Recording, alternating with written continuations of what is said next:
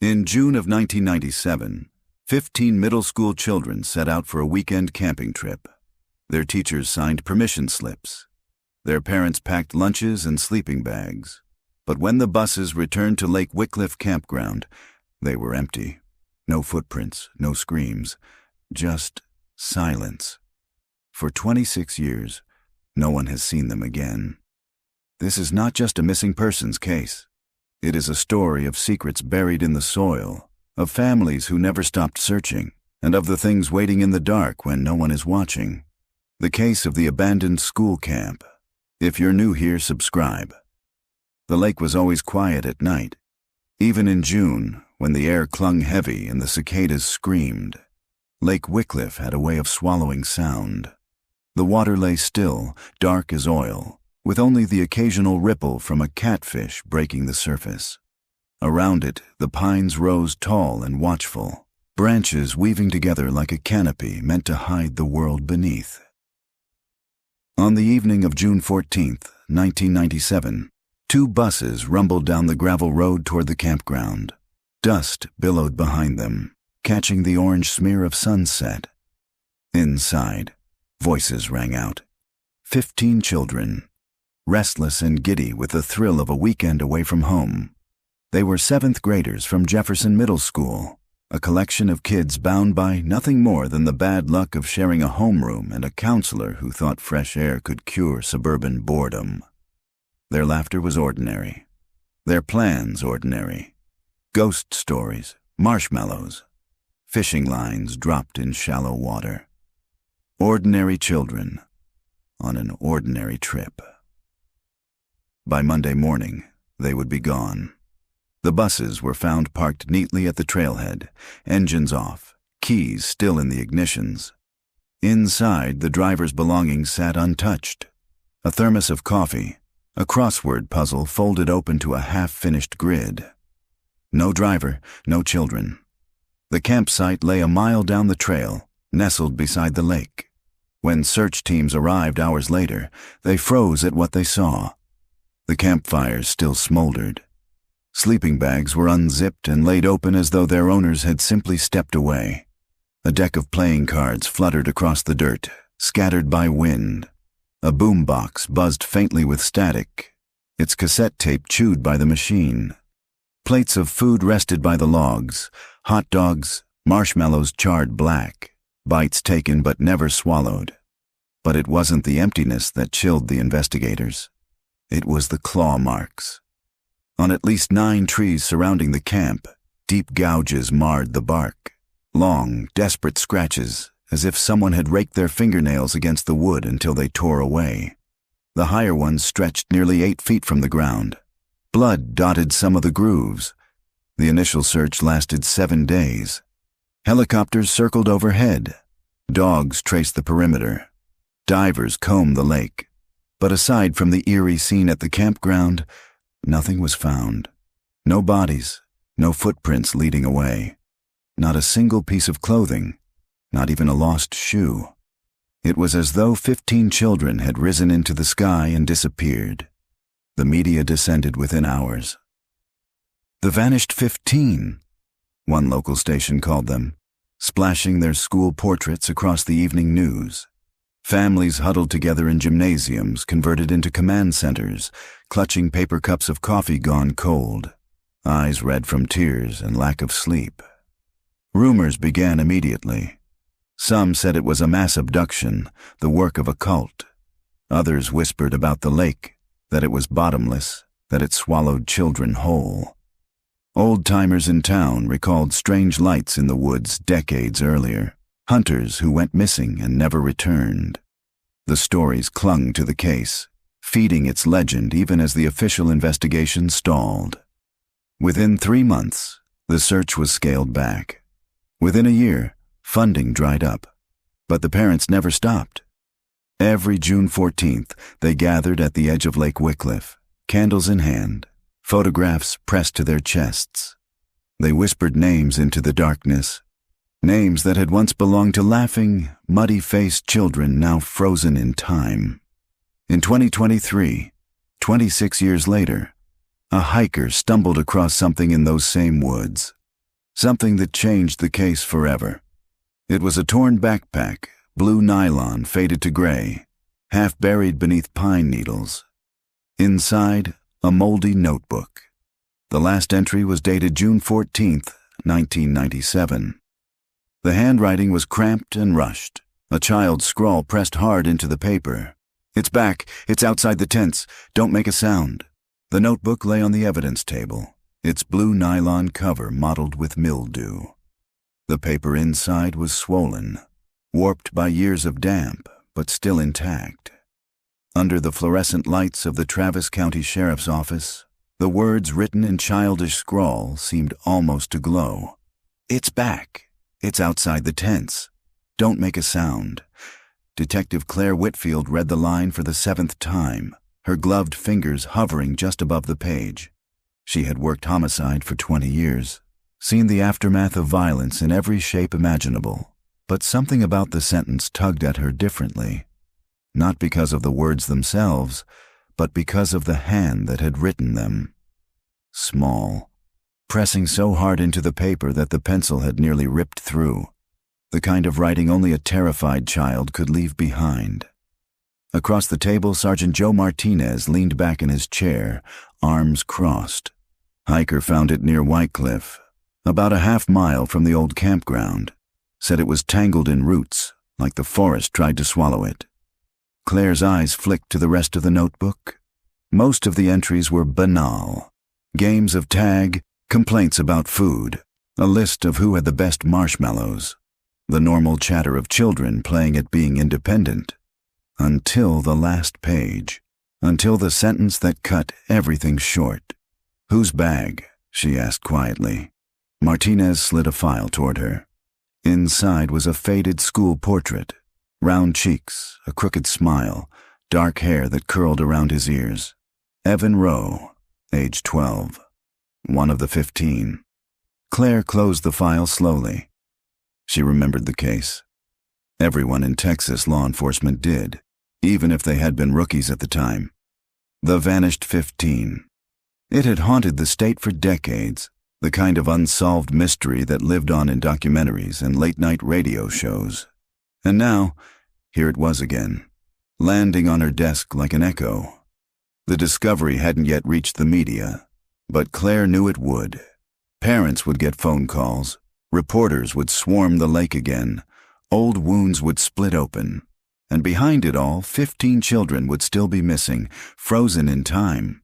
She tapped the notebook gently. "Get me the parents. All of them, the ones still alive. We'll need their DNA samples, statements, anything they've been holding on to. If this is real, if this is from 97, then maybe we finally have a place to start." Martinez exhaled, nodding. "You think it'll hold up after all these years?" Claire looked back down at the sentence, at the desperate scrawl pressed into the page. It has to. The first parent they reached was Margaret Rowe. She still lived in the same brick house on South Lamar, the one she had refused to leave even after her husband begged her to move somewhere less painful. The yard was overgrown now, shrubs choking the porch, a swing creaking faintly in the afternoon breeze. When Claire and Martinez stepped up to knock, the sound of the swing chains rattling seemed to echo the unease in their stomachs. Margaret answered the door with the weariness of someone who had long ago stopped expecting good news. Her hair, once chestnut, was now streaked with gray and pulled back in a tight bun. She wore a cardigan despite the heat, sleeves tugged down as if she needed the extra protection. "Mrs. Rowe," Claire said gently, "I'm Detective Whitfield. This is Sergeant Martinez. May we come in?" Margaret studied their badges, her lips thinning. "This is about Evan, isn't it?" Claire hesitated, then nodded. Inside, the house smelled faintly of dust and old photographs. Every wall bore reminders of the boy. Framed portraits, a baseball jersey mounted in glass, a science fair ribbon yellowed with time. Margaret led them to the living room, where she perched on the edge of an armchair as though bracing herself for impact. Claire set the evidence photo of the backpack on the coffee table. Margaret's hands trembled as she reached for it, fingertips grazing the torn fabric. "This was his," she whispered. "I sewed that patch myself." He wouldn't go anywhere without it. Her voice cracked, and she pressed her fist to her mouth. Claire let the silence stretch. Sometimes silence was kinder than words. When Margaret finally spoke again, her tone was sharper. Why now? After all these years, why does this show up now? That's what we're trying to find out, Claire said. We need your permission to take a DNA sample. It'll help us confirm the notebook belonged to Evan. Margaret nodded immediately, almost too quickly. Take whatever you need. Just don't let this be another dead end. The days that followed blurred into a rhythm of phone calls and doorsteps, of parents clinging to memories like lifelines. Some had remarried, some had moved, some had already passed on, but each reacted to the news in their own way. One father collapsed against the doorframe, sobbing. Another cursed them out, furious at the idea of reopening wounds the world had forced him to scar over. A mother handed Claire a shoebox of birthday cards her daughter had made before she vanished, whispering that maybe one of them still held a trace of DNA. By the end of the week, Claire's desk was buried in files. Each folder contained a child's name, their face frozen in school photo awkwardness. Evan Rowe, Marisol Vega, Jonah Kirk, Lila Tran, Daniel Harris, and 10 more. 15 bright futures cut short by a single weekend in the woods. At night, Claire found herself staring at those faces, wondering what they would look like now. 26 years older. Would they be married? Have children of their own? Or would they all still look 12, preserved in whatever place had taken them? She thought about the last line in the notebook. It's back. It's outside the tents. Don't make a sound. The words replayed in her head as though whispered directly into her ear. On the following Monday, Claire drove to Lake Wycliffe. The campground had long been abandoned, its facilities shut down after the disappearance, the land left to rot. Chain-link fencing sagged around the perimeter, plastered with rusted "no trespassing" signs. The forest pressed close on all sides, as though eager to reclaim the space. She parked at the old ranger station and stepped out, gravel crunching under her boots. The air smelled of pine and stagnant water. Somewhere in the distance, a woodpecker hammered at a trunk, the sound hollow and lonely. Martinez was already waiting by the trailhead, sipping coffee from a dented thermos. You sure about this? He asked, squinting at her. It's not like the scene's fresh. 26 years of rain and wind. Nothing left to see. Maybe, Claire said. But sometimes places hold memories. Sometimes you can feel what happened. The trail wound down through the trees, roots snaking across the dirt.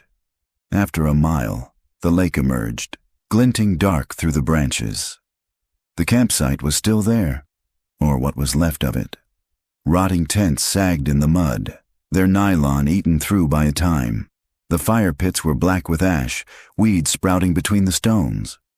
A picnic table lay on its side, one leg missing. Claire crouched beside a tree. The bark bore faint scars, long vertical grooves that had healed but not vanished. She touched the ridges with her gloved hand. Claw marks, she murmured. Martinez came to stand beside her. Kids messing around? Claire shook her head. Too deep.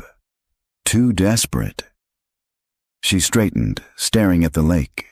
Its surface was glassy, reflecting the gray sky above. She imagined 15 children huddled in tents, whispering about something moving outside. Imagined them pressing their fingernails into bark until they split. She shivered despite the heat. Back at the station, the forensics team confirmed the notebook's authenticity. The graphite was consistent with 1990s-era pencils. The paper fibers matched a manufacturing run from 1996. And the DNA swab from the backpack straps was a direct match to Margaret Rowe's maternal line. It was Evan's. Claire stood at the evidence table, staring down at the notebook.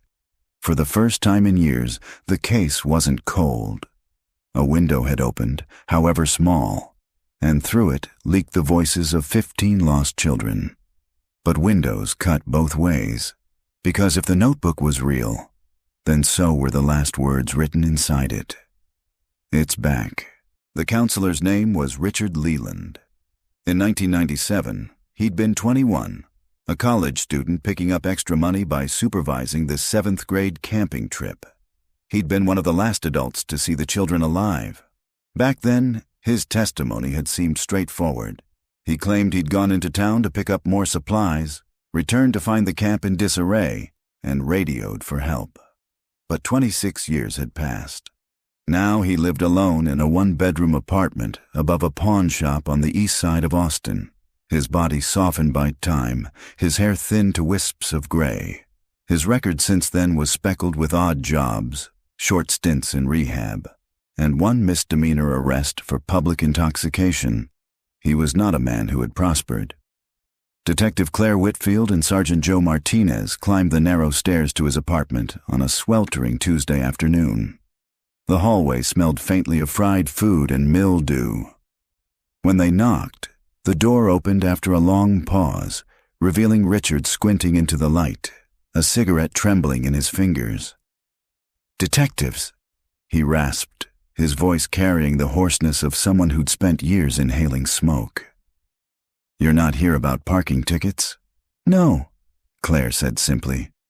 "We're here about Lake Wycliffe." The cigarette slipped slightly in his hand. His eyes flickered, then settled into a weary sort of acceptance. He stepped aside, letting them in. The apartment was cramped but tidy. A sagging couch faced a small television, and bookshelves leaned against the walls, heavy with yellowing paperbacks. On the coffee table sat a scatter of cigarette butts in an ashtray, beside a half-empty glass of water. Richard lowered himself into an armchair with the stiffness of someone twice his age. He stubbed out his cigarette and rubbed his temples. "You're reopening it," he said, not a question. "We're following up on new evidence," Claire replied. She placed the photograph of Evan Rowe's notebook on the table between them. Richard's gaze snagged on it. "They found something?" His voice cracked. Claire nodded. A backpack. Buried near the site, Richard's hand twitched toward his mouth, but instead he reached for another cigarette and lit it with a shaking hand. Smoke curled upward in nervous spirals. "I thought about those kids every day," he muttered. "Every single damn day. People think I just forgot, but I didn't. It eats at you, like termites." "Tell us again," Claire said softly. "Everything you remember from that weekend." Richard inhaled deeply, then exhaled, staring at a stain on the carpet as if replaying old film reels in his mind. "It was hot as hell," he began. "June, you know." The kids were loud on the bus, all hyped up. Some of them had never camped before. They set up their tents near the water, built a fire. I tried to keep them in line. You know how 12-year-olds are. Sugar and energy, bouncing off everything. He paused, tapping ash into the tray. Saturday night, they wanted to do ghost stories, so I let them, figured it'd wear them out. We sat around the fire, marshmallows and all. One of the boys, Daniel, I think, told a story about some creature in the woods, tall, with black eyes. The others got spooked. You could see it ripple through them. Martinez shifted, leaning forward. "And you? Did you believe it?" Richard snorted weakly. "I was 21. I believed in beer and girls, not monsters. But they swore they heard things in the trees, branches breaking, whispers. I thought it was just their imagination." He stubbed out his cigarette, lit another. His hands wouldn't stay still. "The next morning the food was running low. Kids eat more than you plan for, so I told them I'd drive into town for supplies. It was supposed to take an hour, maybe 2. When I got back..." His voice faltered. Claire didn't rush him. "When I got back, it was wrong. Too quiet. Tents half open, food on the ground. No kids. Just gone. Like someone scooped them up. I checked everywhere. The lake, the trail. Nothing. That's when I radioed for help." Claire studied him carefully. His story matched the original statement. but something about his tone, too polished, too practiced, raised a prickle at the back of her neck. "Why didn't you take another counselor with you?" she asked. Richard blinked. "There wasn't one. Just me. The school was cutting corners. They didn't want to pay for more staff." Claire exchanged a glance with Martinez. It was true. The old records confirmed Richard had been the only adult on site. Still, something gnawed at her. "What about the claw marks?" Martinez pressed. "You saw them too, right?" Richard's cigarette froze halfway to his lips. His eyes darted to the window, then back. "Yeah," he whispered. "I saw them. But I don't talk about that. People think you're crazy. Tell us anyway." Richard swallowed hard. His hand shook so badly he had to set the cigarette down. "They weren't from any animal I know. I grew up hunting. I know what bear claws look like, or bobcats. These were longer, human, almost. Fingernails, but deeper, like the bark didn't stand a chance. Some went higher than my head. I kept thinking, how the hell does a 12-year-old reach that high?"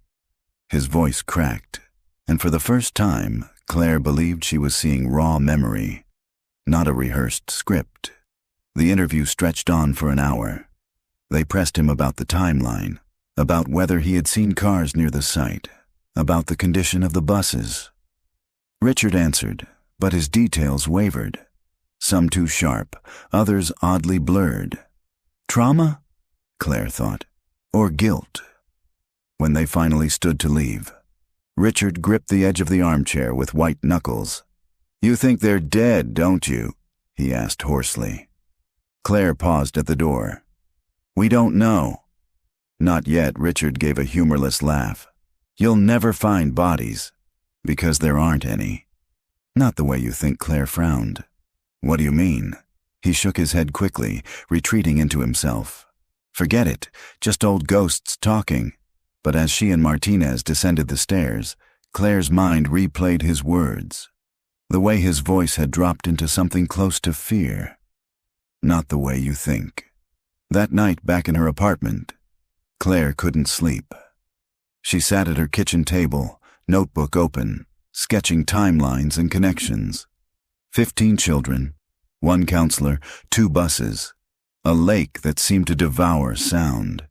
She thought about Richard's mention of the story around the campfire. A tall creature with black eyes. Kids swearing they heard whispers in the trees. She flipped open the file on Evan Rowe. His notebook entries, childish doodles of tents and fishing poles, and then the final line. "It's back. It's outside the tents. Don't make a sound. It's back." The phrasing gnawed at her. Not something is outside, but it's back. As though the children knew whatever it was, had seen it before. She wrote the words slowly across her own notebook page, underlining them twice. 2 days later, the department received a call from a retired deputy who had worked the original case. His voice shook with age as he left a message. "I shouldn't be telling you this.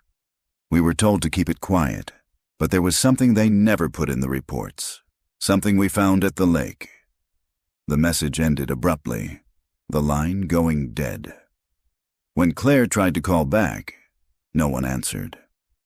The retired deputy's name was Samuel Grady. Claire tracked him down through an old personnel directory, the kind printed on yellowing paper long before the department digitized its records. His address led her an hour west of Austin, to a small ranch house at the edge of a dried-up cotton field. The porch sagged under the weight of years, paint peeling in strips. A windmill creaked in the distance, spinning slowly against a flat sky. She parked out front, gravel crunching beneath her tires, and checked the mailbox. Grady, S faded, but still legible. As she climbed the porch steps, the screen door squealed open from inside. An old man appeared, stooped but tall, his frame wiry, shoulders still squared in a way that spoke of long years in uniform. His eyes, though clouded with age, held a sharpness that time hadn't erased. "You're Whitfield," he said without preamble. "I am," she replied. Detective Claire Whitfield. This is Sergeant Martinez Grady, nodded curtly, motioning them inside. The interior of the house was dim, blinds drawn to keep the heat out. The living room smelled faintly of tobacco and cedar. Mounted deer antlers hung above the mantel, and a stack of newspapers sat beside an old recliner. Grady lowered himself into the chair with a grunt, gesturing for them to sit on the couch opposite. His hands trembled faintly as he reached for a glass of water. "You got my message," he said. "Yes," Claire said. "You said there was something left out of the reports." Grady stared into his glass for a long moment before speaking. His voice, though shaky, carried weight. "They told us not to talk. Not to write it down, said it'd just cause hysteria. But I've been carrying it for 26 years, and I'll be damned if I take it to my grave." Martinez leaned forward. "What was it?" Grady's gaze lifted, pinning them both. "We found something at the lake. Not bodies, not footprints. Something else." He described the second day of the search, when helicopters thundered overhead and dogs strained at their leashes. Grady and 2 other deputies had been assigned to comb the shoreline near the north end of Lake Wycliffe. "We came across this old drainage pipe," he said. "Rusty thing, sticking out of the bank. Big enough for a man to crawl into, if he was stupid enough. The dogs went nuts around it, whining, scratching at the mud. So we shined our flashlights inside." He paused, swallowing hard. The walls were covered in drawings. Claire felt the air shift. "Drawings?" Grady nodded. "Scratches. Dozens of them. Some shallow, some carved deep. Kids' drawings, stick figures, houses, trees, names. God help me, some of the names match the missing kids. Evan, Marisol, Jonah, all carved in their own little handwriting, like they were down there, leaving proof they existed." His hand trembled on the armrest. But that wasn't the worst of it. The worst was the faces. "What faces?" Martinez asked. There were figures carved into the pipe. Tall ones, always taller than the stick kids. Long arms, circles for heads, but no eyes, just hollows. Over and over again, scratched until the metal flaked. Like the kids saw something and tried to put it on the walls, the room seemed to darken around his words. Claire's stomach turned cold. "What happened to the pipe?" she asked. "They sealed it," Grady said flatly. "County ordered it filled with concrete. Claimed it was unstable, a safety hazard. Told us not to mention what we saw, and the other deputies who were there. One died a few years back. Heart attack. The other moved to Arizona. Never talks about it." Grady's voice dropped. "But I remember. Every damn night I see those carvings in my sleep." Silence hung heavy. Claire felt the weight of the revelation pressing down, reshaping everything she thought she knew about the case. The official narrative had always been that the children vanished without a trace, but there had been a trace. Multiple traces, hidden away. "You're sure it was their handwriting?" she asked carefully. Grady's eyes narrowed. "You've seen a kid scratch their name into a desk, or a tree trunk behind the schoolyard. You know it when you see it. It was theirs." No doubt in my mind, Martinez muttered a curse under his breath. "Why now?" Claire pressed. "Why tell us after all these years?" Grady's jaw tightened. "Because I saw on the news you found something. A backpack. If more is coming out, then maybe it's time the truth comes out too. Those families deserve to know what was hidden from them." Claire nodded slowly. She could feel the shape of the case shifting under her feet, like ground softening before a collapse. When they left the ranch house, the sun was sinking low, painting the fields in long shadows. Martinez was quiet until they reached the car. Then he turned to Claire, his face set. "You believe him?" "Yes," she said without hesitation. Martinez exhaled, rubbing the back of his neck. "Then that means the kids were alive after the first night. Alive long enough to carve names, drawings, faces. That changes everything." Claire didn't answer. Her mind was already racing ahead. The sealed drainage pipe, buried evidence, the possibility of 15 children trapped underground, scratching messages in the dark. She gripped the steering wheel until her knuckles whitened. If the notebook had surfaced, and if Grady was finally breaking his silence, then maybe the case itself was resurfacing, like something long buried clawing its way back into daylight. That night, she pulled the old case files from storage. Dust rose in the evidence room as she spread the boxes across a table, flipping through brittle pages and Polaroid photos. Photos of the camp, overturned tents, half-burned logs, claw marks in the bark. Grainy shots of the buses, handwritten statements from parents, frantic and fragmented. She searched for any mention of the drainage pipe. There was none, not a word. The reports had been scrubbed clean, but in one photo, a wide shot of the lakefront, she noticed a faint, rust-colored shape protruding from the bank. Barely visible, easy to miss. But there, the pipe. Her pulse quickened. At midnight, Claire drove back to Lake Wycliffe alone. The air was thick with humidity, the sky overcast. She parked by the ranger station and walked the trail with a flashlight, her boots crunching softly on the dirt. The forest was alive with sound, crickets, the distant croak of frogs, but the deeper she went, the more it seemed to muffle, as though the trees themselves were swallowing the noise. She reached the shoreline where the photo had been taken decades earlier. Her beam swept across mud and reeds, then froze on a mound of concrete jutting from the bank. Cracked, weather-stained, but unmistakable. She crouched beside it, running her hand over the surface. Faint scratches marred the concrete, though weather had worn them almost smooth. Still, in the right angle of light, she thought she could see grooves, circles, lines, the ghost of carvings beneath the seal. Her breath caught. Behind her, a twig snapped. Claire spun, flashlight jerking across the trees. The beam revealed nothing but trunks and shadows. The forest loomed silent, watchful. Her heart thudded. She waited, breath shallow, until the silence pressed too heavy to bear. Then she forced herself to turn back, snapping a photo of the concrete before retreating up the trail.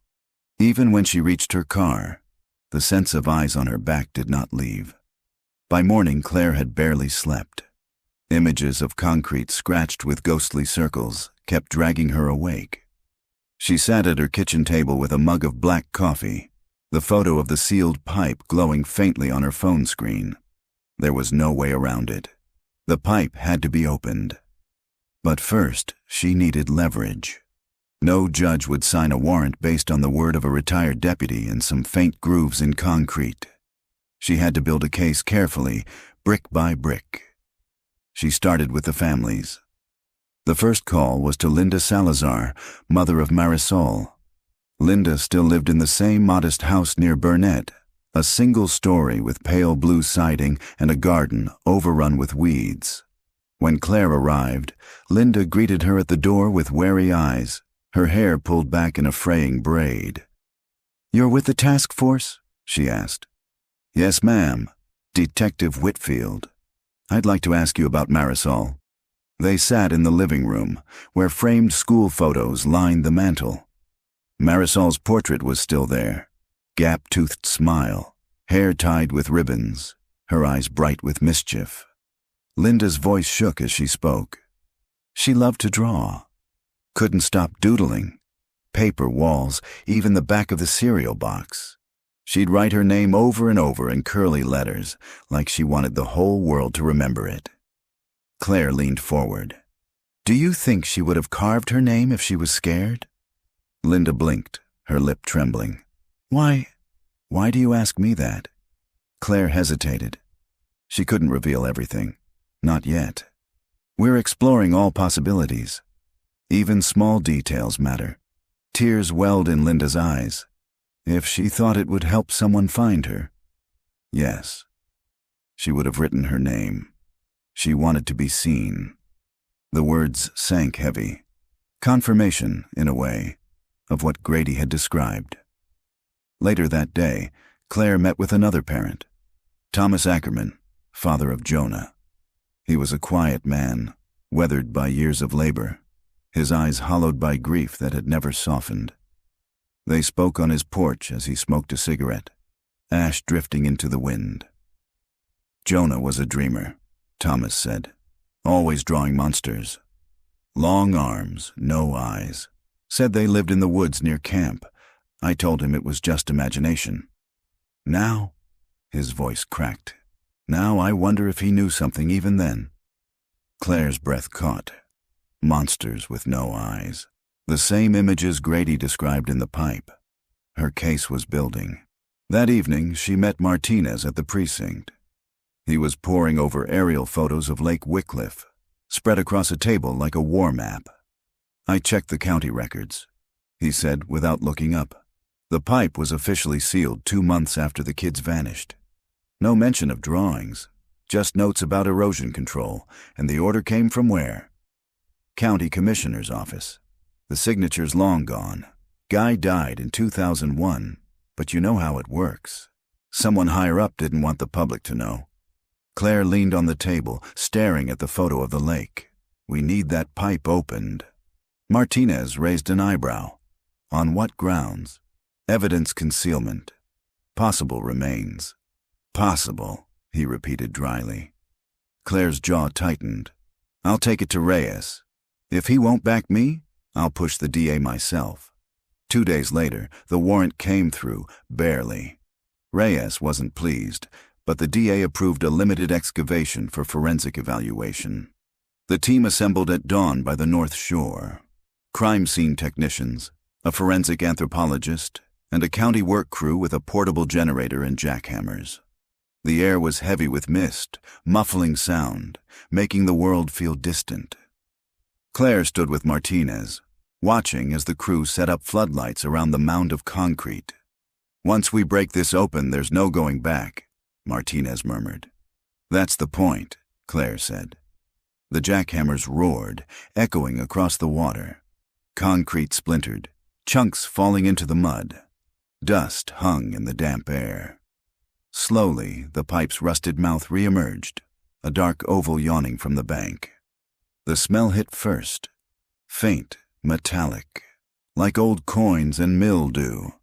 The technicians donned respirators and crawled inside with cameras and evidence kits. Claire waited tensely by the opening, every muscle taut. Minutes passed. Then a voice called out from within. "Detective, you need to see this." She ducked low and stepped inside. The beam of her flashlight swept across corroded metal walls. And there they were. Drawings. Hundreds of them. The children's names scratched over and over. Evan, Jonah, Marisol, Danielle, etched into the steel with desperate hands. Some were neat, some frantic. Lines gouged deep as if the writers pressed until their fingernails broke. Stick figures filled the walls, kids holding hands, houses with square windows, trees with jagged branches, and towering above them, the tall figures, circles for heads, arms dragging to the ground, hollow spaces where eyes should be, some drawn with such violence the metal bent inward. Claire's breath came shallow. "Jesus," Martinez whispered behind her. In the farthest corner, the anthropologist crouched over a pile of debris. Bones, tiny, fragmented, mixed with rust flakes. Not full skeletons, just remnants. Too few to account for 15 children, but enough to prove someone hadn't made it out alive. The silence in the pipe pressed like a weight. Back outside, evidence bags were lined on tarps. Bone fragments, fabric scraps, rusted metal trinkets. One technician held up a small bracelet, plastic beads strung together to spell Marisol. Linda's words echoed in Claire's mind. She wanted the whole world to remember her. Claire's stomach twisted. The case was no longer just a cold file. It was here, bleeding through decades of silence. By late afternoon, the site was cordoned off with yellow tape. Reporters gathered at the trailhead, their cameras flashing. Reyes gave a brief, stiff statement. Evidence of potential criminal concealment has been uncovered. The investigation is ongoing. Claire stayed in the background, though she felt every lens trying to capture her face. As the crowd dispersed, she noticed a man standing alone near the tree line, middle-aged, wearing a cap pulled low, watching. When their eyes met, he turned and slipped into the woods. "Did you see that?" she asked Martinez. He scanned the trees. "See what?" "Never mind." But her skin prickled. That night, Claire dreamed of the pipe. In her dream, she crawled inside alone. The walls were alive, the stick figures shifting, their arms stretching, circling her. Names whispered in the dark, voices of children calling, "We're still here." She woke with a start, sweat chilling her skin. The clock read 3:07 a.m. The case wasn't just reopening. It was consuming her. The media storm broke the next morning. By sunrise, every local channel carried the story. Evidence found in the disappearance of 15 children at Camp Wycliffe, 1994. Aerial shots of the excavation site looped on television screens, yellow tape fluttering in the mist. Anchors spoke in hushed tones, words like remains, concealed evidence, cover-up. Claire watched from the precinct's conference room, the sound muted but the images sharp. On the screen, a reporter pointed to the pipe, her expression grave. Behind her, a work crew hauled out bags of soil and debris, as if dragging the past into daylight. Martinez clicked off the screen. "They'll pick this apart for weeks. Every theory, every rumor. We're about to be buried in it." Claire didn't answer. Her mind was still in the pipe, the names, the drawings, the bracelet. The families arrived at the station in a tide of grief and anger. They filled the lobby. Parents, siblings, even grandparents who had clung to hope for decades. Some demanded answers. Others clutched old photographs like talismans. Claire met them in the community room, where chairs had been set in a circle. She stood at the center, every eye fixed on her. "We uncovered personal effects at the site," she said carefully. "Some items have been linked to your children. We're working with forensic specialists to confirm identities. It will take time." Linda Salazar raised her hand, voice breaking. "The bracelet. Was it Marisol's?" Claire hesitated. She wasn't supposed to release details yet. But Linda's eyes burned with raw desperation. "Yes," Claire said softly. Linda crumpled into sobs, her hands pressed to her mouth. Around the circle, other parents gasped or shook their heads, grief rippling like a wave. Thomas Ackerman spoke next, his tone sharp. "So you're saying they were in that pipe? Alive long enough to carve their names, their drawings?" Claire swallowed hard. "The evidence suggests they were there at some point." "Then why didn't you tell us?" he demanded. "Why did it take 26 years? Martinez stepped in, his voice firm. "Because the records were buried, sealed. We're uncovering the truth now. That's why we're here." But the room was already fracturing. Tears, shouts, accusations tangled in the air. Claire felt their fury and grief sink into her bones. That evening, Claire drove back to the lake. The site was quiet now, floodlights dark, the tape still fluttering. She stood by the pipe, listening to the water lap against the shore. The silence was heavier than the shouting parents, heavier than the cameras. She remembered the man in the woods, the one who had vanished when she locked eyes with him. Something about his posture, the way he lingered. It gnawed at her. She took out her phone and pulled up the original case photos again. Faces of suspects, leads that went nowhere. One man in particular, seen near the camp that weekend, questioned but never charged. His file had only a name, Gerald Lang, a groundskeeper who worked seasonal jobs around Burnett County. The photo was old, grainy, but the jawline and cap looked familiar. The next morning she brought it to Martinez. "You think Lang was the man in the woods?" he asked, skeptical. "I think it's possible." He disappeared from the records after '96. No forwarding address, no job trail. But if he's back, he might know something. Martinez rubbed his temple. Or he's just a drifter who likes watching work crews. Claire's voice hardened. He was on the suspect list, Miguel. He worked at the camp. If the kids were herded toward that pipe, someone led them there. Maybe someone who knew the grounds Martinez sighed. Fine. Let's chase it, but quietly. If the press gets wind we're hunting a groundskeeper, they'll crucify us if it's wrong. They pulled county employment records, searching for Gerald Lang. The last paycheck stub placed him at Camp Wycliffe the summer of '94. After that, nothing but a faded address on the outskirts of Marble Falls. They drove out that afternoon.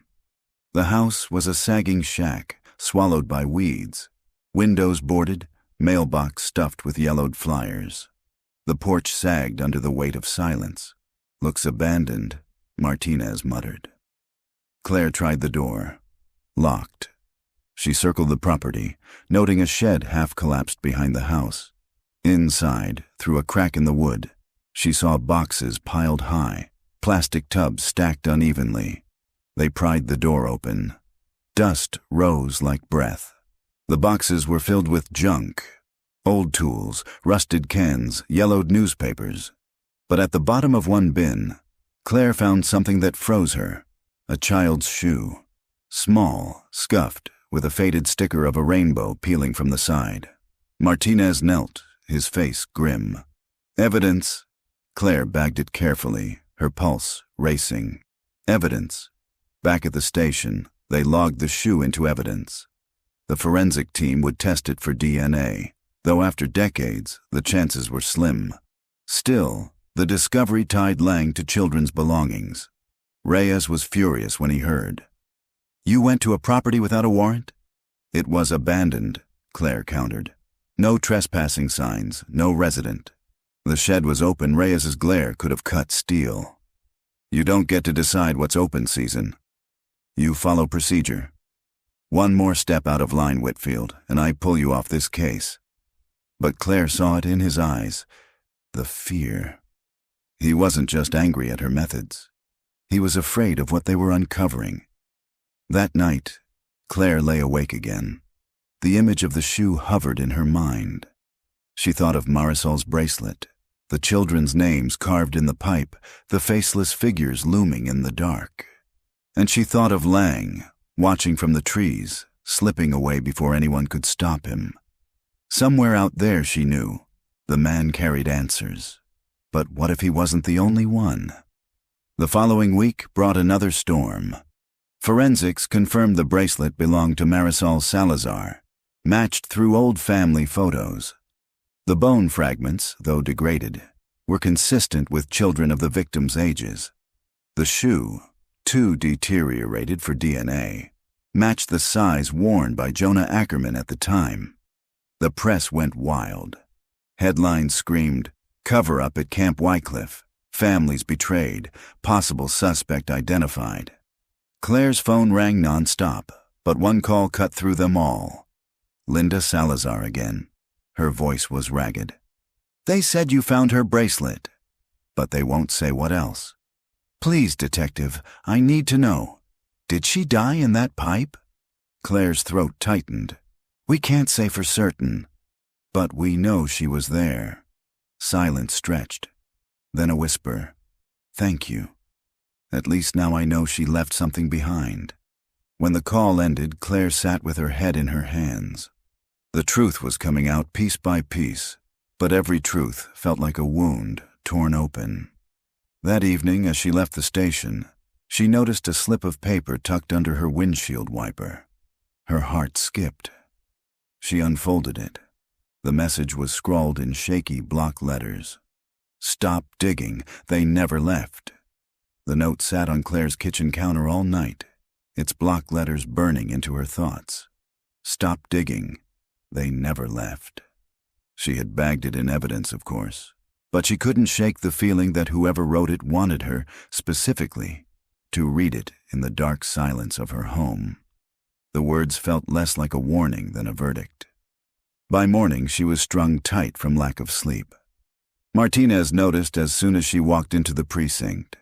"You look like hell," he said, sliding a cup of coffee across the table. "Thanks," Claire muttered, taking it. "You want to tell me what's eating you?" She hesitated, then handed him the photo of the note. His brow furrowed as he read. "Someone's watching you," he said flatly. "Someone's been watching the whole time," Claire corrected. Reyes convened an emergency meeting that afternoon. The note had been photographed and analyzed. Cheap lined notebook paper, black marker, no fingerprints. Useless. "This is intimidation," Reyes said, pacing the room. "Classic tactic to rattle investigators. We do not let it derail the case." Claire's jaw clenched. "Or it's someone close to the case, someone who knows what we're finding." Reyes gave her a hard look. "You don't know that. I know they're nervous enough to warn us off." Martinez broke the tension. "What about the wording?" They never left. "What the hell does that mean?" No one answered. The silence was heavier than denial. The next step was canvassing. Claire and Martinez split the list of names: former camp staff, maintenance workers, cooks, counselors. Many had moved on, changed jobs, disappeared into the fabric of other lives. Claire drove to a retirement home in Burnett to find Elaine Morgan, the camp nurse in '94. Elaine was frail now, her hair thin and white, her eyes watery but alert. When Claire asked about the night the children vanished, Elaine's hands trembled on her walker. "They were sick," she whispered. "Several of them. Headaches, nausea.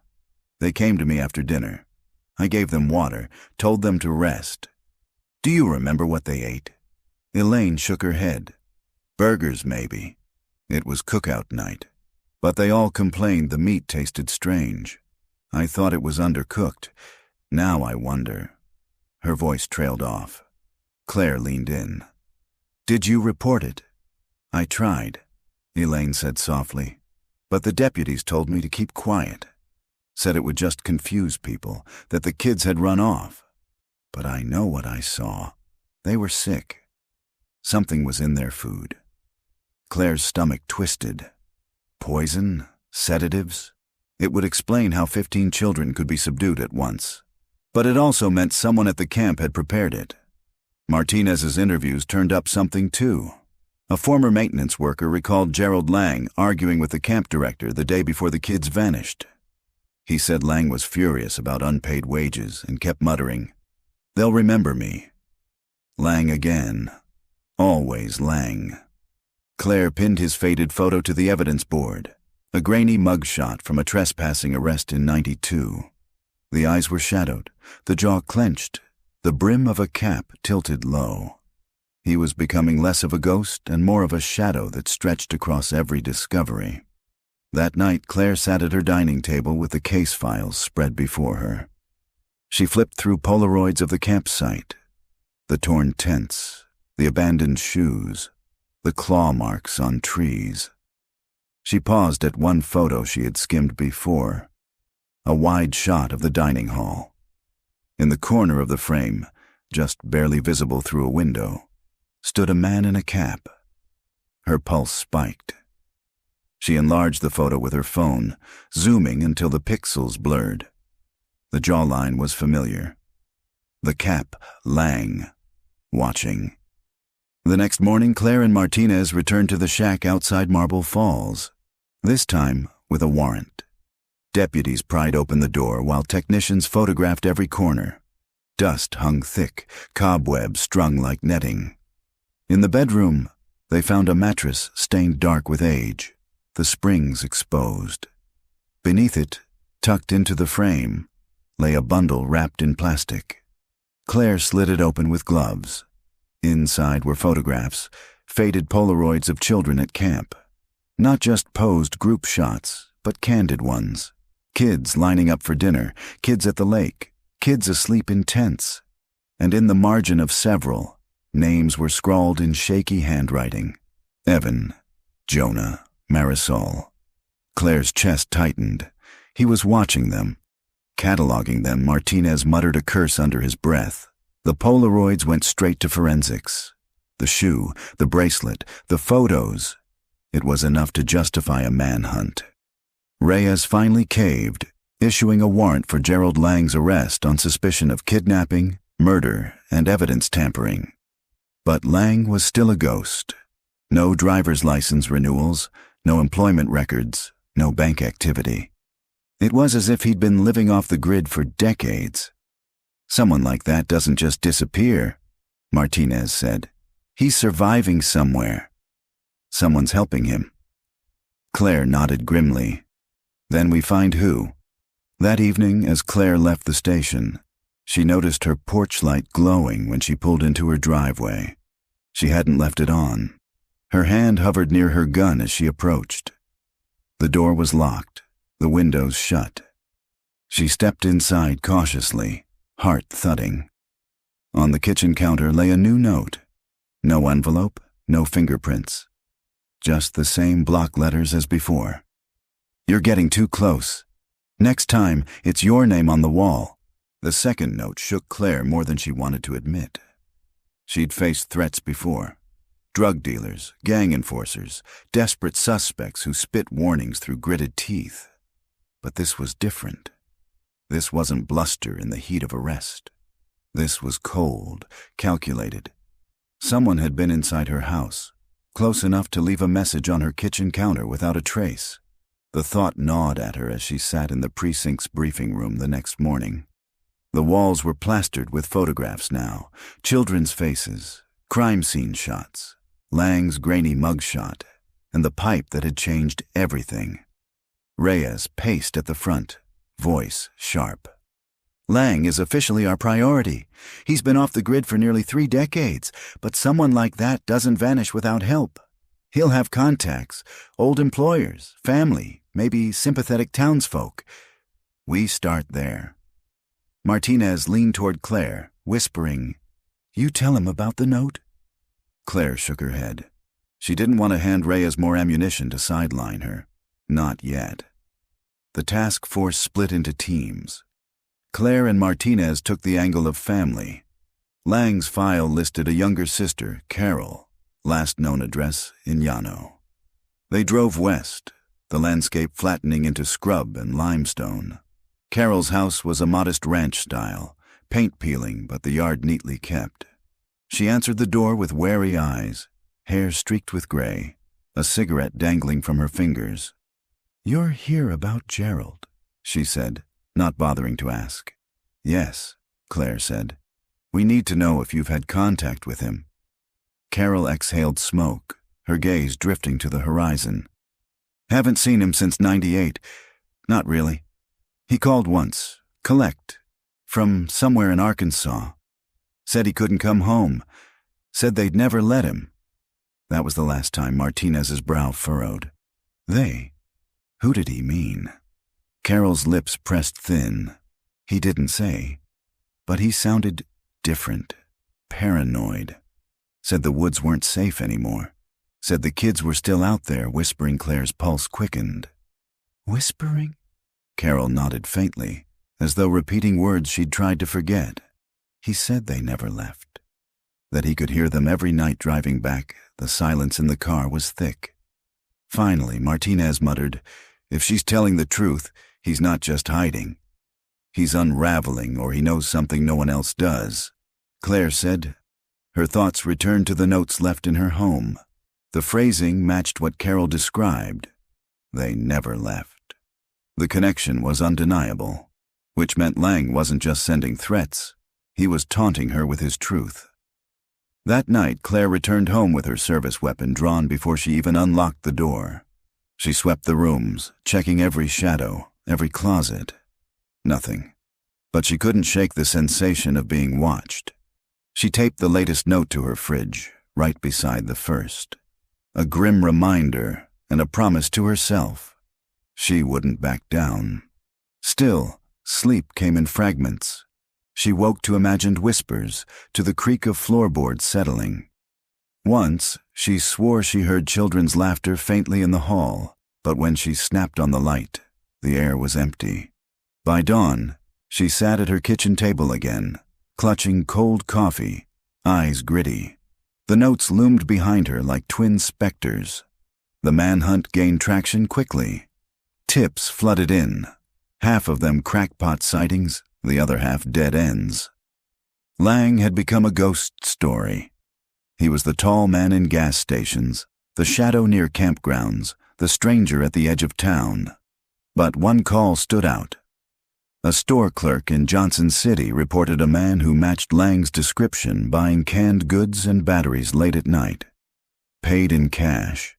Kept his cap pulled low. When asked if he wanted a bag, he'd said, "Don't need one. Won't be staying long." The clerk swore he drove off in an old, rusted pickup, plates obscured by mud. Claire and Martinez drove out immediately. The clerk repeated the story in detail, even sketching the truck. It was enough to canvass the area. Deputies combed the back roads, but the truck was gone. Still, it was the first real sighting in years. "He's circling the lake," Martinez said grimly as they drove back. "Like he can't stay away." Claire nodded. "It's where it all started. Where it all ended. Maybe it's the only place he feels in control. Or maybe, she thought, it's where he's keeping them." The next day, Claire received a package at the precinct. No return address, just her name in block letters. She opened it carefully, gloved hands steady. Inside was a Polaroid. The photo was of the pipe, taken recently, and scrawled across the bottom margin in the same handwriting as the notes, "Listen closely, they're still speaking." The photo was logged into evidence, but Claire kept a copy at her desk. She stared at it for hours, her mind spiraling. Were the notes a warning, a threat, or an invitation? She thought of the children's names carved into the pipe, of the stick figures and faceless things. She thought of their parents, waiting decades for answers that never came. The case wasn't just about solving a crime anymore. It was about untangling something deeper, something that blurred the line between memory, myth, and horror. She leaned back in her chair, exhaustion pressing at her temples. For the first time, she wondered if the children had ever truly left those woods, or if some part of them still lingered, whispering, waiting. That night, her phone rang at 2:13 a.m.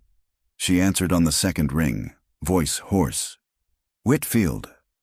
Static filled the line. Then a child's voice, faint but clear, whispered, "Don't make a sound." The line went dead. The phone still buzzed faintly in Claire's hand, the silence on the line thicker than any words. She lowered it slowly, her heart hammering.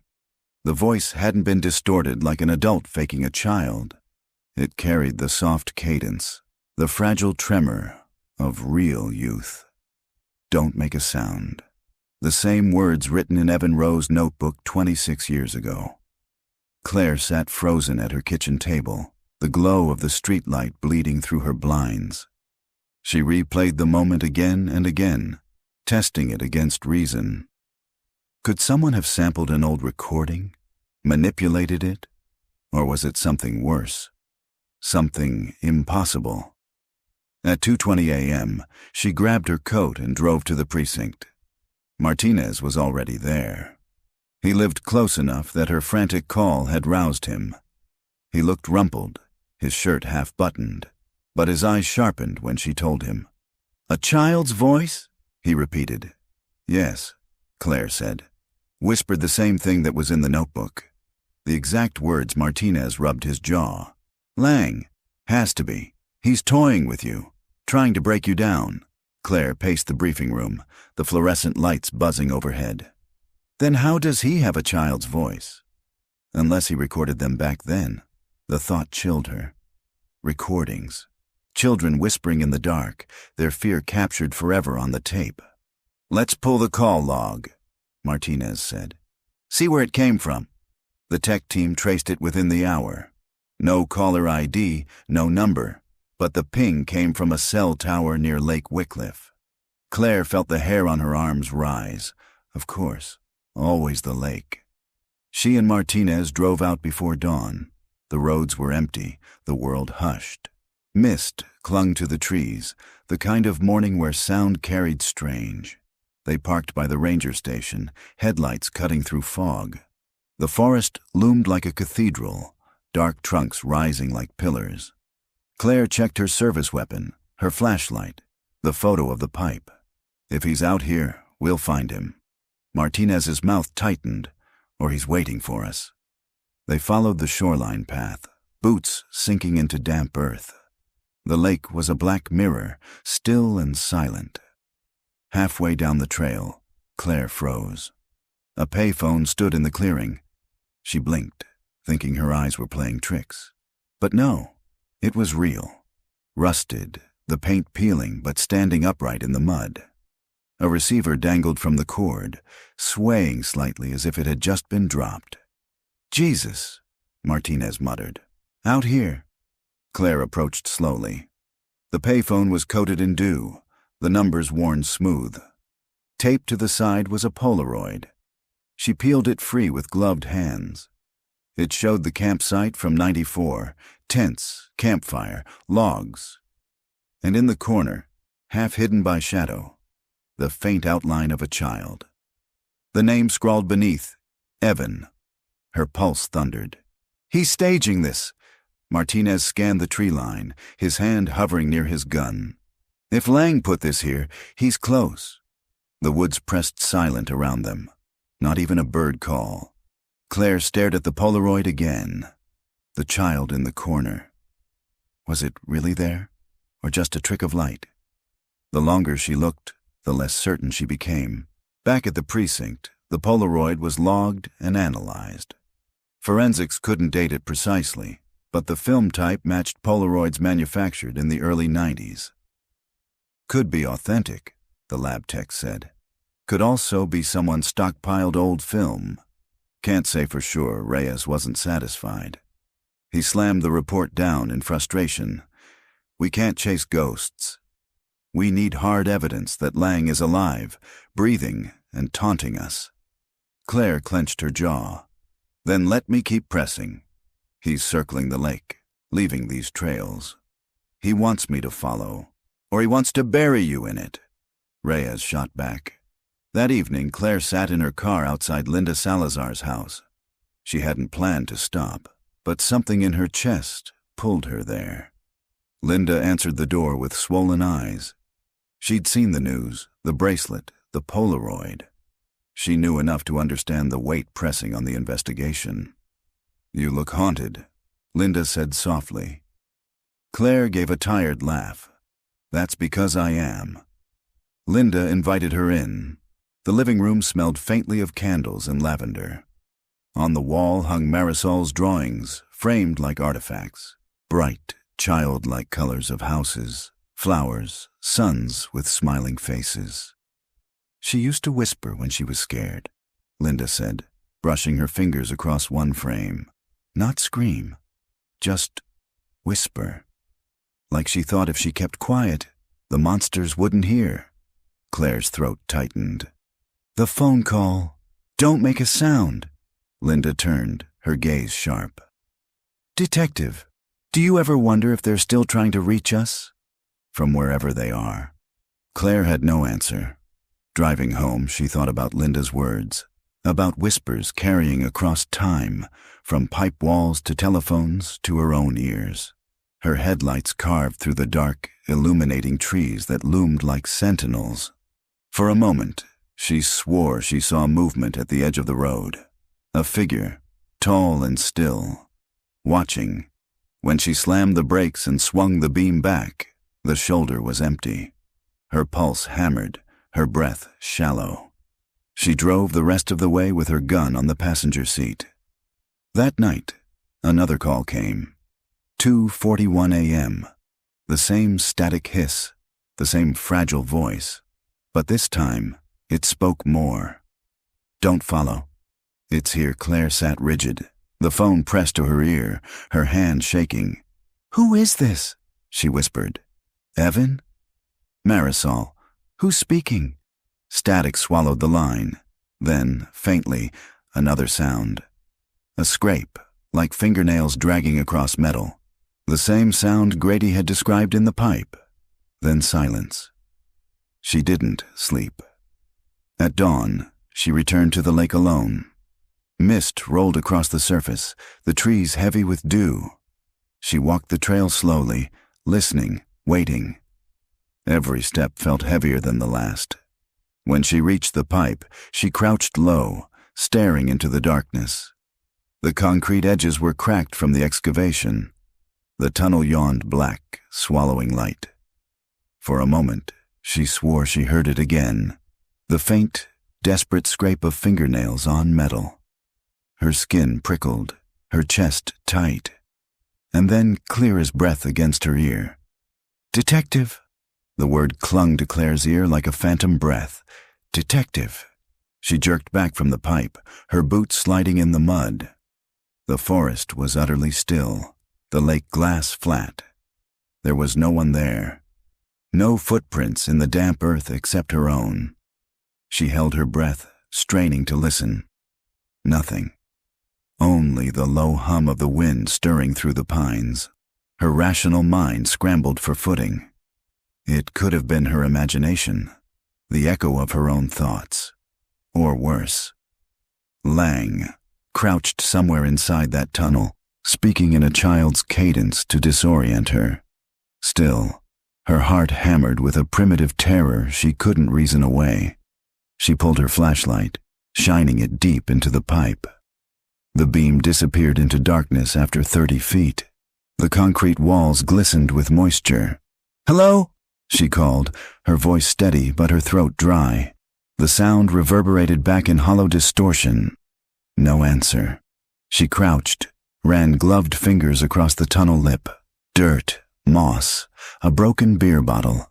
But there, near the edge, fresh scratches, thin lines etched into the concrete, parallel and jagged, as though made by fingernails dragged in desperation. Claire's stomach turned. She snapped photos with her phone, trying to ignore the tightening in her chest. By the time she returned to the precinct, Martinez was pacing. "You went alone?" His voice cracked with disbelief. Claire placed the photos on the table. "I had to. They're escalating." "Look."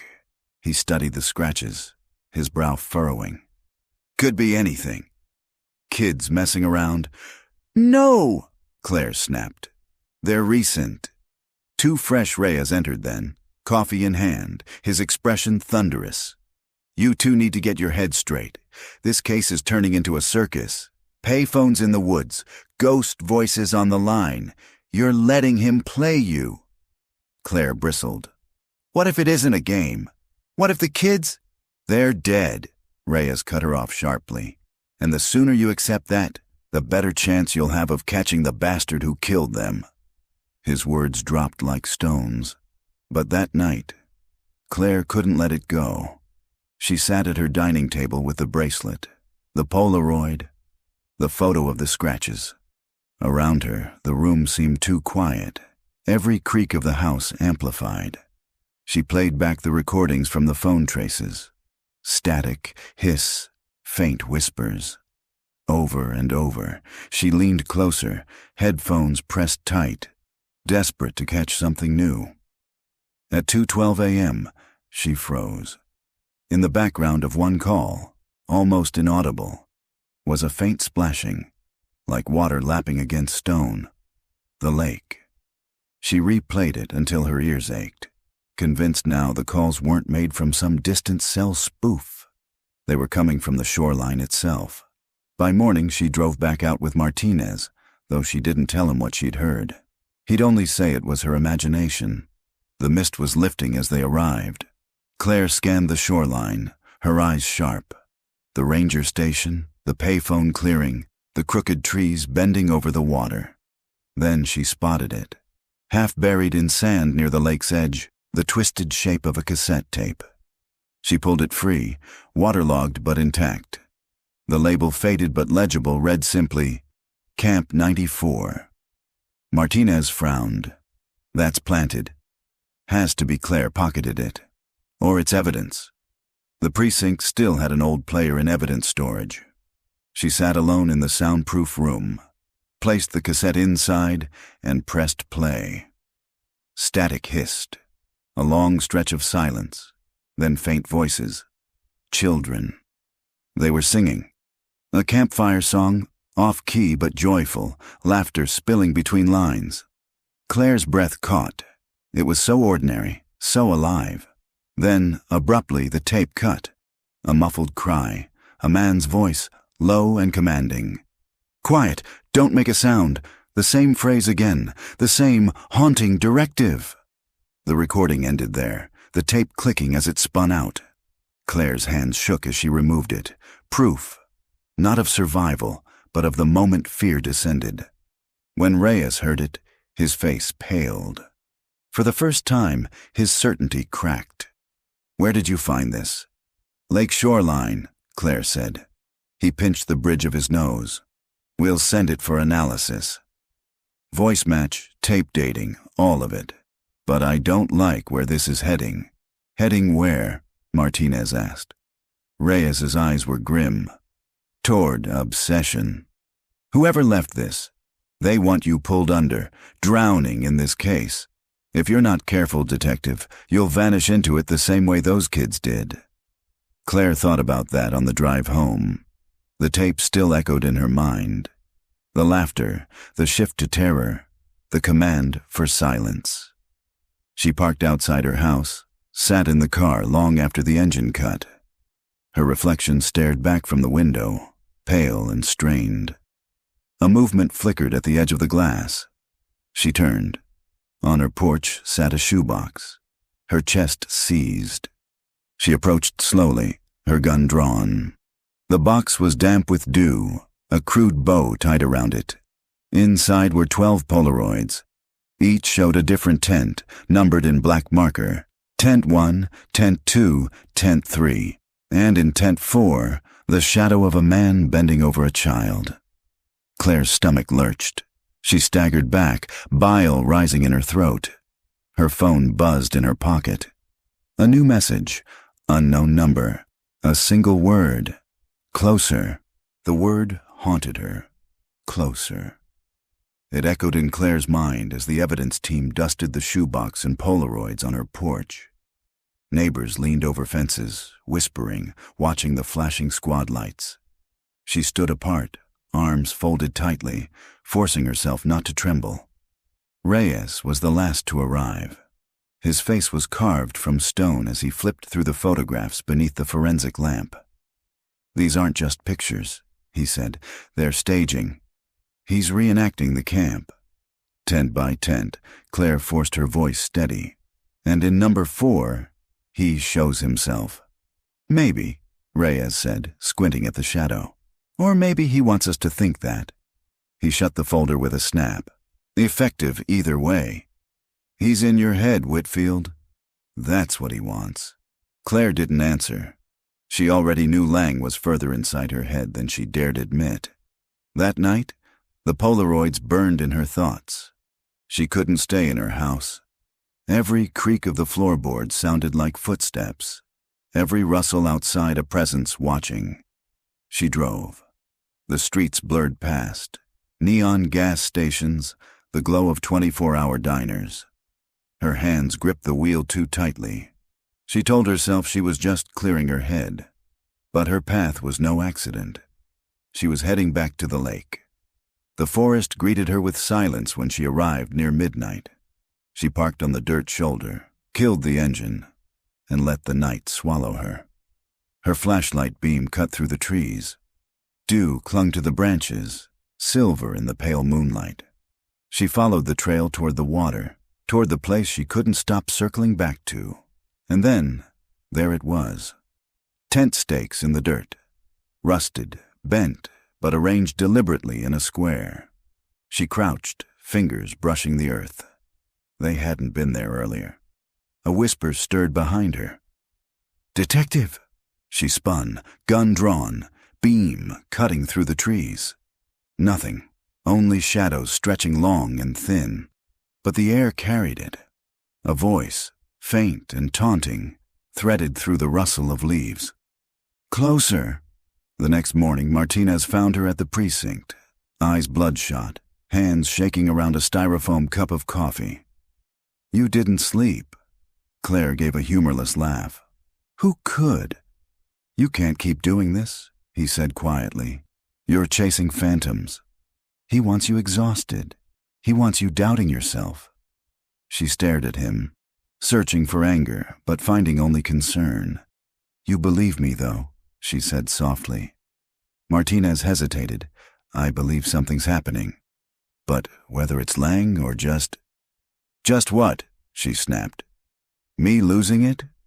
He didn't answer. Reyes called them into his office before noon. "The tape analysis came back," he said without preamble. "Recorded on late 80s stock, authentic.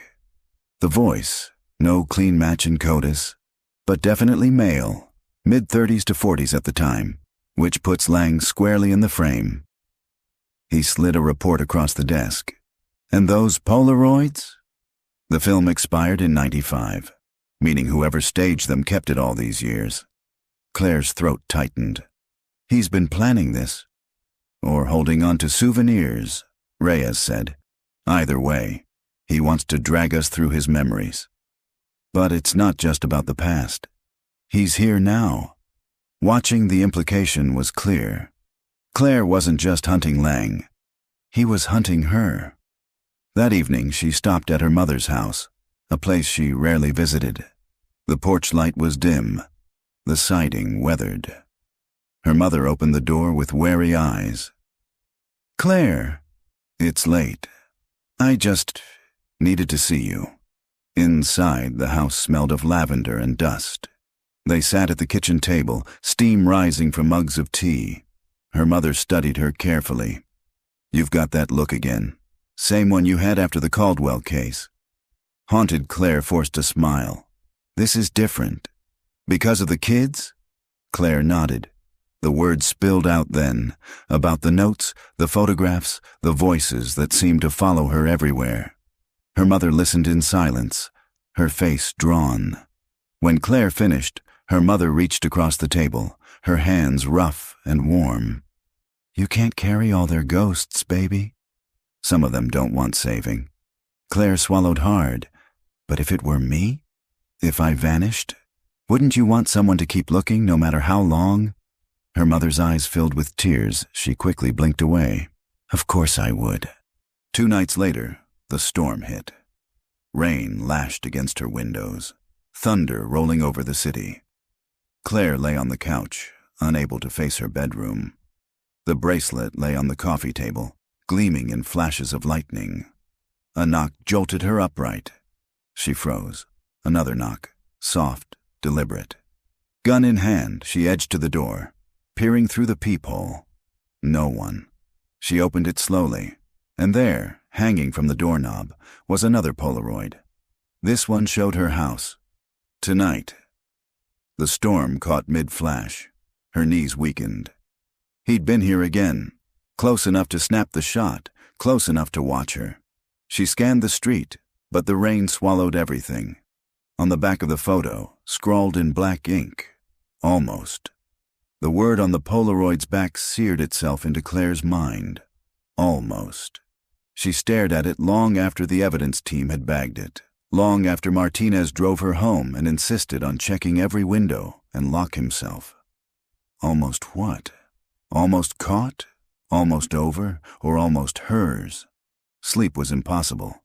Every tick of the clock was a countdown she couldn't decipher. She kept circling back to the lake in her mind, the pipe, the tents, the whispers. That place was a magnet, and Lang was pulling the string tighter. By dawn, she knew she couldn't wait for him to strike again. She had to go to him. The rain had washed the forest clean, leaving the air sharp with pine and wet earth. Claire parked on the gravel turnout, where the trail into the old camp began.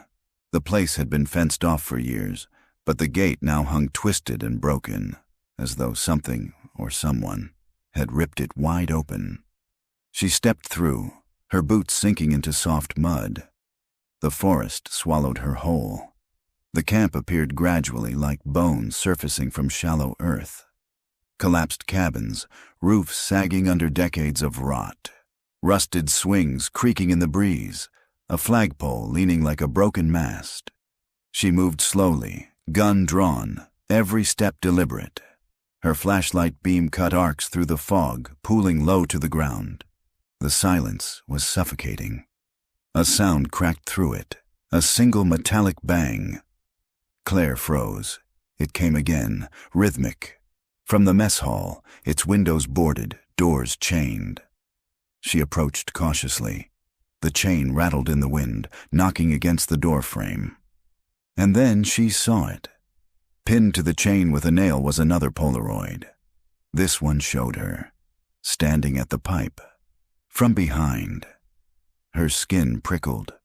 He wasn't just luring her here. He'd been here, watching, close enough to record her every move. She forced her breathing steady and pulled the photo free. On the back, in that same jagged hand, inside, the lock gave easily under her bolt cutter. The door groaned as she pushed inside. The mess hall smelled of mold and rust. Tables overturned, chairs broken, dust thick on the floor. In the center, a single lantern flickered. Its light fell on 12 sleeping bags arranged in a circle. Each one held a mannequin. Child-sized, dressed in vintage camp uniforms. Claire's stomach turned. She edged closer, flashlight shaking as it passed over their painted faces, their glassy eyes. One had a cracked cheek, another a missing hand. Pinned to each uniform was a name tag. She read them aloud in a whisper. Jacob, Emily, Sarah, all 12 names, the missing kids. Her chest tightened. The scene was obscene, a twisted shrine. Then, from the shadows, "Detective." She spun. Lang stood at the far end of the hall. His beard was wild, his clothes filthy, but his eyes burned with sharp, unsettling clarity. He smiled faintly. "You finally came." Her gun locked on him. "Hands where I can see them." He raised them slowly, palms outward. "You've been listening." "Good. That's the only way to hear them. Lie on the ground, Lang." He chuckled softly. "Still pretending this is about me." It never was now. But he didn't move. His voice deepened, almost reverent. "They never left this place." Not really. Their laughter, their fear, it soaked into the ground, into the walls. "You've heard it. I know you have." Claire's hand tightened on the trigger. "Where are the kids, Lang?" "They're here," he whispered. He gestured to the mannequins. "Can't you see?" Rage surged in her chest. "You sick bastard!" But then a sound stopped her cold. A child's laugh. It rang from the dark corner of the hall, high and light. Unmistakable. Claire's heart seized. She swung her flashlight toward it. Nothing but shadows. Lang's smile widened. "You hear them too." The laugh came again. Then another, overlapping. Faint but real, threading through the stale air. Claire's mind warred with itself. It couldn't be. Recordings, tricks of acoustics. But the sound drilled into her, raw and undeniable. "Stop it!" she shouted, her voice breaking. Lang took a step closer. "They want to be found. But they don't trust the others. Only you." Her gun trembled in her hands. Every fiber of her training screamed to shoot, to end this. But her legs felt rooted, her breath ragged. Lang lowered his arms, slowly. His eyes locked on hers. "Closer," he whispered. The same word, the same command she'd heard in the night. Martinez's voice shattered the spell. "Claire!" She turned. He stood in the doorway with 2 deputies, weapons raised. In that instant, Lang lunged for the back exit. "Stop!" Claire fired, the shot deafening in the enclosed space. The bullet tore into the wall, inches from his shoulder. Lang vanished through the door, into the trees. Martinez grabbed her arm. "You all right?" "Jesus, Whitfield, you were just standing there." Claire shook him off, chest heaving.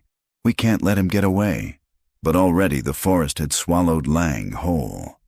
Only the echo of children's laughter lingered, drifting like smoke through the ruined camp. The forest devoured sound. Claire ran, flashlight jerking through the black trees, rain still dripping from the canopy. Martinez's voice called somewhere behind her, but she didn't stop. Lang was ahead. She could feel him, his presence moving just out of reach, like a shadow slipping between shadows. Her lungs burned, mud sucking at her boots. Every crash in the brush could have been him. Every echo of laughter, childish, faint, spurred her forward. She found the trail of the old cabins. Most were collapsed shells, their roofs fallen in, their windows gaping like broken teeth. But one stood almost whole, its door hanging crooked. A lantern glowed faintly inside. Claire approached, gun raised, heart hammering. She shoved the door open. Lang stood in the center. His face was calm, almost serene, as though he had been waiting. "You chased me here," he said softly. "You always would." "On the ground," she barked. "Now." But he didn't move. His eyes gleamed in the lantern light.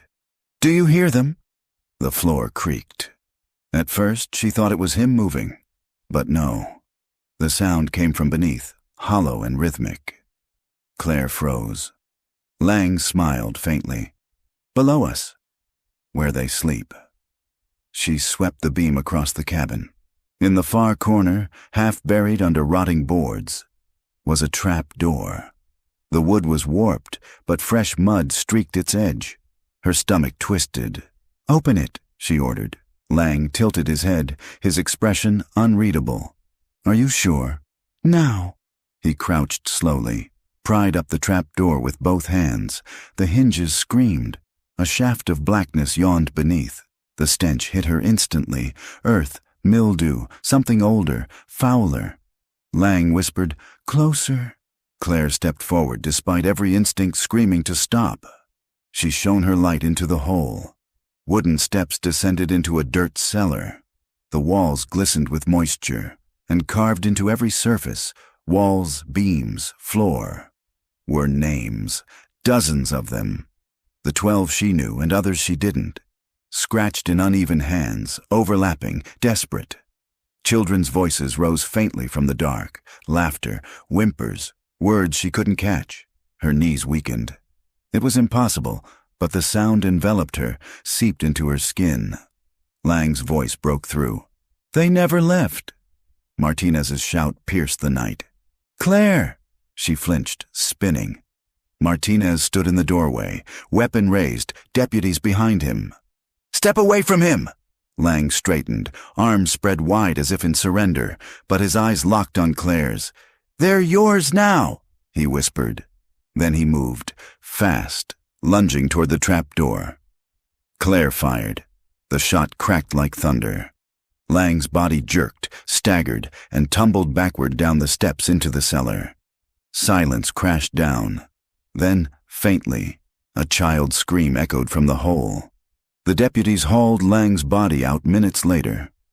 He was gone, his chest still, his eyes frozen open. Claire stood apart, trembling, the gun still warm in her hand. The trap door gaped behind them, the carved name staring up from the dark. Martinez touched her shoulder. "You did what you had to." But she couldn't look away from the black hole, from the voices that still seemed to whisper, even as the deputies nailed the door shut. At dawn, the camp swarmed with lights and tape. Teams dug, photographed, mapped. They cataloged bones in shallow graves, rusted jewelry, fragments of fabric. It was enough to confirm the children's fate, enough to close the file, but not enough to silence the forest. As Claire watched the evidence bags carried out, she could still hear them, the laughter, faint and hollow, threading through the trees. She closed her eyes, but the voices followed. Lang was dead. The case was solved. And yet, the children had never left. Autumn settled over the lake like a shroud. News vans crowded the access road for weeks after the raid. Reporters with solemn voices stood before the twisted camp gate. broadcasting phrases that looped endlessly. Decades-old mystery solved. Remains identified. Suspected killer dead. Parents who had grown gray waiting for closure returned to the shoreline with trembling hands, clutching photographs bleached from years of grief. Some laid flowers, others pressed palms to the earth. The town held vigils, candles reflecting in the black surface of the water. Names were read, bells tolled, tears fell. But closure proved to be a fragile thing. Claire sat through it all. She shook hands, she answered questions, she stood beside grieving families who finally had something to bury. Her face appeared on television, her name etched in articles. She was the detective who broke the case, who ended the nightmare. But when the crowds dispersed, when the cameras left, she was alone again, with the photographs, the bracelet, and the memory of that cellar. Lang's body was buried without ceremony in a county plot. Martinez went, though he told Claire afterward it felt wrong, like standing over an empty shell. "He's gone," he said firmly, as if repeating it would make it real. "It's over." But Claire knew better. Lang's words still clung to her. "They're yours now." She returned to the camp one last time, weeks after the crime scene tape had been cleared. The cabin stood hollow, the forest silent. The mess hall lantern had been taken for evidence, the mannequins removed. But the trap door remained, sealed with new planks, nailed tight. She stood above it, the wind pressing cold against her back. For a long time she listened, and faintly, she swore she heard it still.